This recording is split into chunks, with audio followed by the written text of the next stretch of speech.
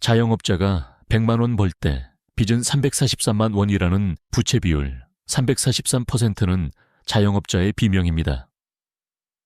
문제는 성실함이 아니라 위기 때 던지는 헛발질입니다. 100만 폐업 시대, 빚더미 사장님들의 공통된 실수 10가지를 추렸습니다. 3개만 해당해도 사업 아닌 도박입니다. 사장님은 정말 안전합니까? 바로 시작합니다. 나도 모르게 저지르는 치명적 실수 10위, 세금입니다. 당장 월세도 없는데 부가세, 종소세가 눈에 들어옵니까? 하지만 명심하십시오. 가게 문 닫는다고 세금이 사라질까요? 천만의 말씀입니다. 폐업 후 뒤늦게 날아오는 고지서는 파산 면책조차 안 되는 지옥의 추격자입니다. 통계상 폐업자 100만 명 시대. 준비 없는 폐업은 끝이 아니라 평생 가는 빚더미의 시작입니다. 세금, 죽을 때까지 사장님을 따라다닐 겁니다. 9위는 프랜차이즈 본사의 리뉴얼, 유혹입니다. 매출 안 나오면 인테리어부터 바꾸라는 본사. 통계상 가맹점 폐업률은 약 60%에 육박합니다. 독립 매장보다 낫다고 안심하지 마세요. 수천만 원의 리뉴얼 비용을 빚내서 감당하는 순간 사장님의 수익성은 마이너스로 곤두박질 칩니다. 이건 매장을 살리는 게 아니라 본사 매출만 올려주는 꼴입니다. 8위는 제살 깎아먹기식 출혈 경쟁입니다. 옆집보다 500원 싸게.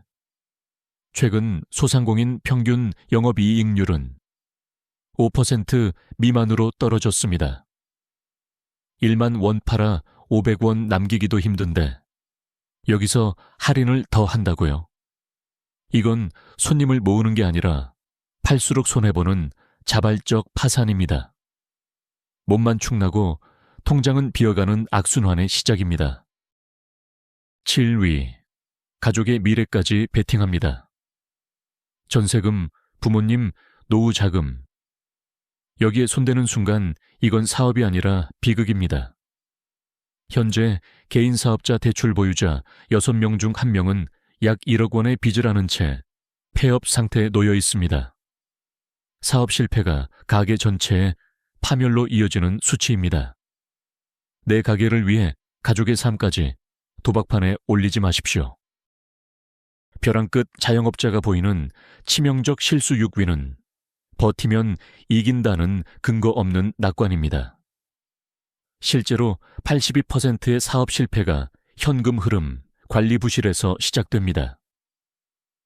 다음 달엔 나아지겠지라는 막연한 기대감으로 폐업 시기를 놓치면 남는 건 눈덩이처럼 불어난 이자뿐입니다. 냉정한 손익분기점 분석 없는 버티기는 희망 고문일 뿐입니다. 여기까지 보신 사장님들, 속으로 이렇게 말씀하시죠. 누군 안 하고 싶어서 일어나 나도 잠 안 자고 일만 했다고. 네, 맞습니다. 사장님은 잘못이 없습니다. 단지 사업을 한 게 아니라 버티기를 하고 계셨을 뿐입니다. 하지만 비즈니스 세계는 사장님의 땀방울보다 통장의 잔고를 더 믿습니다. 이제부터 말씀드릴 5위부터 1위는 단순히 실수가 아닙니다. 사장님의 인생뿐만 아니라 가족의 미래까지 무너뜨리는 핵폭탄급 실수들입니다. 치명적 실수 5위는 원가 절감의 역설입니다. 소상공인 경영비용 중 원자재. 재료비 비중은 약 22.2%로 가장 큽니다. 당장 수익을 올리려고 싼 재료로 바꾸는 유혹에 빠지기 쉽죠. 하지만 고객의 80%는 맛이 변하면 즉시 이탈하는데 떨어진 신뢰를 회복하는 비용은 원가 절감액의 10배가 넘습니다. 푼돈 아끼려다 권리금 수천만 원을 날리는 꼴입니다. 4위는 마케팅 업체의 호구되기입니다. 자영업자의 90% 이상이 배달 플랫폼 및 광고비 부담 증가를 호소하고 있습니다. 매출이 안 나오니 지푸라기 잡는 심정으로 불법 리뷰 조작이나 보장형 광고에 수백만 원을 쓰시나요? 네이버 등 플랫폼의 어뷰징 단속 강화로 인해 적발시 매장 노출이 영구 제한될 확률이 매우 높습니다. 마케팅 사기는 사장님의 마지막 생존 자금을 노립니다. 지금 본 치명적 실수 4위와 5위에는 공통점이 있습니다. 가게의 문제가 아니라 마음이 급해진 사장의 문제입니다. 매출이 흔들리기 시작하면 판단 기준이 바뀝니다. 멀리 보지 못하고 당장 숫자 하나에 매달리게 됩니다. 그래서 어떤 선택은 돈을 벌기 위한 결정이 아니라 불안을 잠시 덮기 위한 행동이 됩니다. 하지만 장사는 감정으로 버티는 일이 아니라 신뢰로 유지되는 일입니다. 신뢰를 깎아만든 매출은 결국 더 큰 손실로 돌아옵니다. 그리고 이제 다음 단계의 행동이 나타납니다. 이때부터는 문제를 고치기보다 문제를 숨기려는 선택이 시작됩니다. 다음입니다. 치명적 실수 3위는 인건비 줄이려다 서비스질을 하락시키는 경우입니다. 최근 인건비 부담으로 인해 직원 없이 혼자 운영하는 자영업자가 430만 명을 넘어섰습니다. 하지만 나홀로 사장의 폐업률은 직원이 있는 매장보다 훨씬 높습니다. 사장의 체력 저하는 필연적으로 서비스 품질 하락으로 이어지며 이는 단골 점유율을 급격히 떨어뜨리는 주범이 됩니다. 치명적 실수 2위는 무분별한 업종 변경인 소위 간판 가리입니다. 통계에 따르면 재창업자의 3년 내 폐업률은 47.7%에 달합니다. 신규 창업보다 생존율이 현저히 낮습니다. 기존 시설, 매몰 비용을 회수하지 못한 채 또다시 수천만 원의 시설비를 들여 유행 아이템으로 갈아타는 행위는 빚의 복리 이자만 키우는 자금 세탁과 다름없습니다. 자, 10위 세금부터 2위 무분별한 업종 변경까지. 사장님, 몇 개나 해당되십니까? 만약 가슴이 찌릿하고 식은땀이 난다면 다행입니다. 아직은 경고 단계니까요.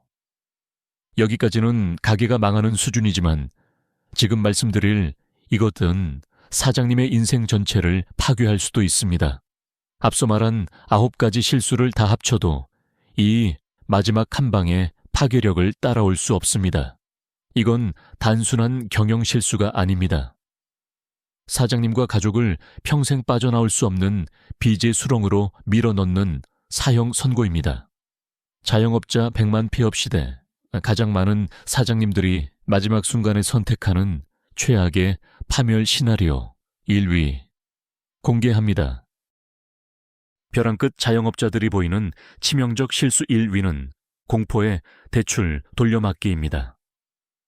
자영업자의 소득 대비 부채 비율 LTI는 343.8%로 사상 최고치를 경신했습니다. 특히 3곳 이상의 금융기관에서 돈을 빌린 다중채무자 비중이 70%를 넘었습니다. 카드론이나 대부업체로 이자를 막는 순간 사장님의 매장은 수익 창출처가 아니라 금융권 이자 상환기로 전락합니다. 이건 경영이 아니라 파산으로 가는 고속도로입니다. 지금까지 벼랑 끝 자영업자들이 마지막에 저지르는 치명적인 실수 10가지를 보았습니다. 이 실수들의 공통점은 하나입니다. 상황이 어려워질수록 판단은 더 조급해지고 조급해질수록 선택은 더 위험해진다는 것입니다. 그래서 많은 가게가 문제가 생긴 뒤에 무너지는 것이 아니라 문제를 해결하려다 스스로 더 깊은 곳으로 빠져 들어가기도 합니다. 하지만 여기서 반드시 기억해야 할 것이 있습니다. 사업은 성공할 수도 있고 실패할 수도 있습니다. 그것이 사업이라는 세계의 냉정한 현실입니다. 하지만 사업에 잠시 실패할 수는 있어도 인생에 실패한 것은 아닙니다. 가게 하나가 사람의 삶 전체를 결정하지는 않습니다. 어떤 선택은 손실을 줄이기 위한 선택일 수도 있고 어떤 선택은 다음 기회를 준비하는 용기일 수도 있습니다. 중요한 것은 지금의 상황을 외면하지 않는 것입니다. 현실을 정확히 바라보는 순간 다음 선택은 비로소 시작됩니다.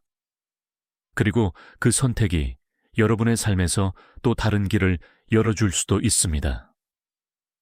오늘 이 시간이 자신의 사업을 조용히 다시 바라보는 작은 계기가 되었기를 바랍니다.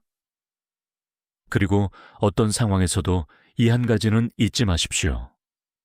사업에 잠시 실패할 수는 있어도 인생에 실패한 것은 아닙니다.